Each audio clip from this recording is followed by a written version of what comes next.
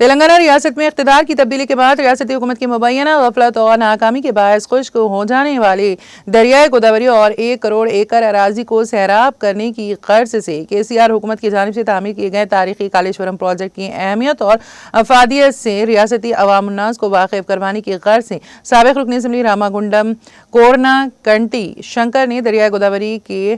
ارکنا راما گنڈم تا ضلع سدی پیٹ کے ایراویلی زائد از 185 کلومیٹر طویل پد یاترا کا آغاز کیا، جو کہ اضلاع پیداپلی کریم نگر سے گزر کر ضلع سدی پیٹ کے گجویل اسمبلی حلقے میں واقع سابق چیف منسٹر کے چندرشیکھر راؤ فارم ہاؤس پہنچ کر اختتام پذیر ہوگی۔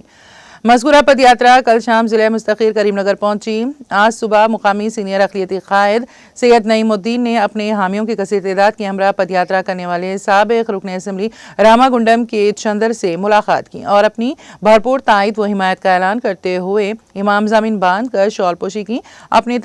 تمناؤں کا اظہار کیا اور پد یاترا کو پرجوش انداز میں ودا کیا۔ اس موقع پر کریم نگر ضلع صدر بھارت راشٹر سمیتی GV راما کرشنا راؤ، سابق رکن قانون ساز کونسل نارا داسو لکشمن راؤ اور دوسرے قائدین بھی موجود تھے۔